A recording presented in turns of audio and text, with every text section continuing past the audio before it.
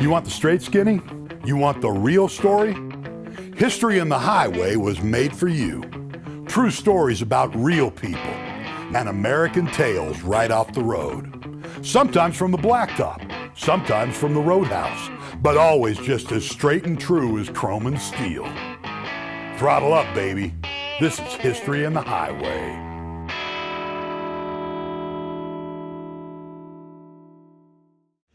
If William McKinley opened the door for American expansion, then Theodore Roosevelt charged through on a calculated rampage that set the tone for an era of national dominance that's remembered as the American century.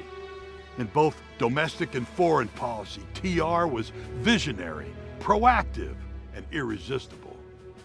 His energy, personal vigor, and unparalleled drive led the way for the United States to become the first among equals in the modern age. Theodore Roosevelt is remembered in American politics as the Rough Rider. He's remembered in international diplomacy as a cowboy, the very archetype of Americana. But he will forever be our bull moose who wielded the big stick.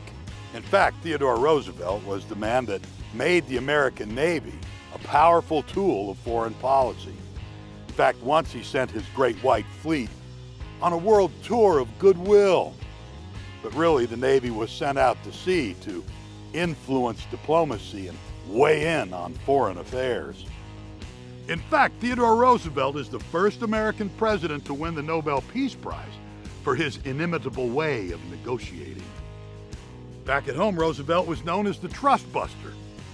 He took the almost impotent Sherman Antitrust Act of the 1890s and turned it into a valid reason why government can negotiate a settlement between management and labor, between progressive and conservative, and between development and conservation.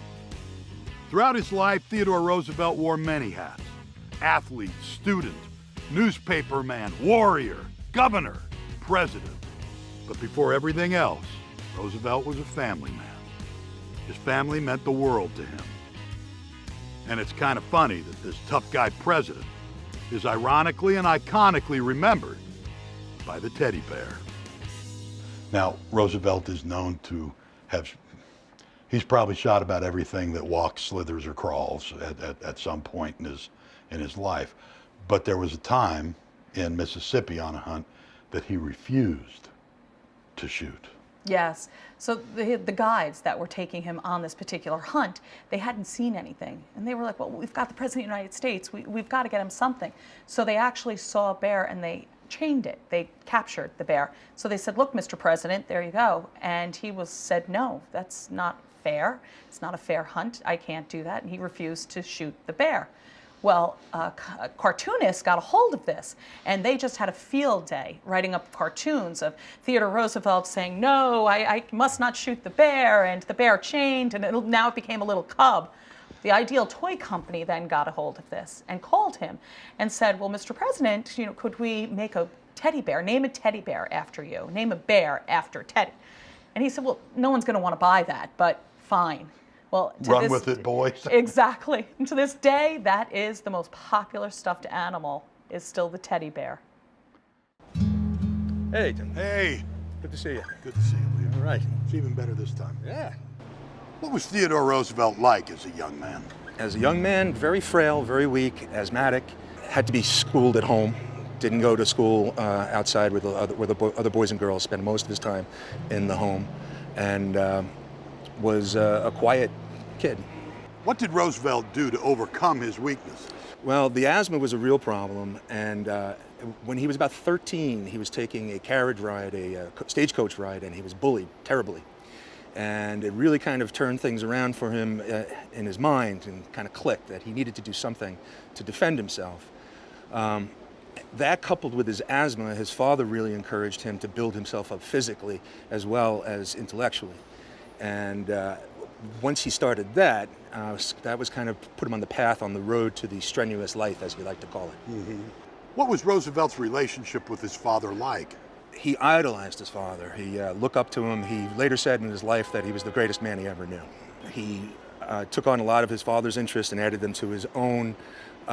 His father was a great philanthropist. He started the Museum of Natural History here in New York, which his son Theodore later added a number of exhibits to. So as a young man, Roosevelt's going to become a naturalist. How does that happen? Yes, as a very young man, a very young boy, right here in this home in Manhattan, where he ran across a seal carcass from the harbor, and he became fascinated with the idea of that there was this kind of wildlife around him. And then he later, soon after that, started collecting small animals and birds, and actually performed taxidermy right here in the house, something that not a lot of modern mothers, I think, would let their child play with formaldehyde, especially not if they were asthmatic, but it was a different time. And yeah, he developed a skill and enjoyment of taxidermy and started the Roosevelt Museum of Natural History, which, right in the basement. Which lived in the basement, right? There. That's hilarious. Yeah, it's great. Right? It's Mom, story. I can't come to dinner right now. I'm mixing the formaldehyde. Right, and often leaving, little things in the icebox for preparation that would be found by his mother and the servants. Theodore!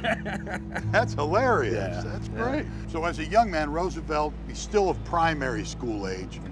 He writes a paper titled The Natural History of Insects. I don't know that anybody's seen that paper in years, but for a young man of his age to write such a paper, what kind of intellect did he have? That is an amazing thing, and it is a kind of an indication of how prolific a writer he would become later in life. And when you know that he wrote something like that as 11 or 12, it comes as less as a surprise of how many books that he wrote later in life. But back to your main point is this is a boy who has spent a lot of his time in his home. He's, as I mentioned earlier, he's homeschooled, doesn't have a lot of friends, doesn't get out much. So he's a voracious reader of himself and devours all of this, and it develops the skills early on to write it and share his ideas. But it's not until he goes to Harvard that he steps foot in the classroom. That'll be the first time he's ever with students his own age. That's amazing. Yeah. In his youth, Roosevelt was a sickly child. Many were the days that he'd be stuck alone in his room with his books while the other kids were at school or out with their friends. But it was the stories in these books that fueled his mind. Stories from the Iliad and the Odyssey, stories of Achilles, Ulysses, brave Leonidas and the 300 Spartans at Thermopylae, stories of the Confederate soldiers that his Southern mother would teach him, stories of the heroes of the American Revolution, Morgan's rifles and the men of Valley Forge. These stories fired his heart. Roosevelt knew he could make of himself a man of that character, but it would take an almost superhuman effort of both body, mind, and spirit for Theodore Roosevelt to overcome the weaknesses of his youth. Roosevelt would continue his natural studies throughout his young life. His private education was supplemented by family trips that they would take to England, to the European continent, and to Egypt. Roosevelt would learn to speak French and German flawlessly. Now, when it came time, he was accepted to Harvard. It was while he was at Harvard that his father would pass away. It was a very dark time for Theodore Roosevelt. To deal with the tragedy, he redoubled his physical efforts. He threw himself into boxing and crew. In fact, Roosevelt came in the runner-up in one of the biggest Harvard boxing tournaments. While he was at Harvard, he wrote a paper titled The Naval War of 1812. That paper was turned into a national bestseller.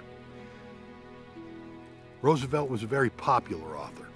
He would remain an author all of his life. He'd write about many things, many of his experiences, but mostly Roosevelt enjoyed writing about nature.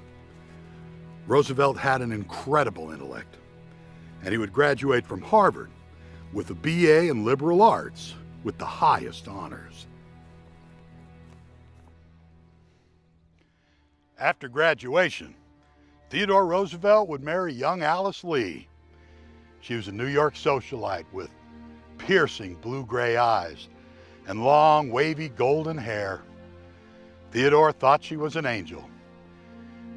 He thought that the only thing more lovely than the beauty of Alice was her spirit. Now, they delayed their honeymoon because Theodore was accepted to Columbia Law. But when he won a seat as a New York City councilman, He dropped out of Columbia Law, never to return. And the Roosevelts would take their honeymoon in Europe.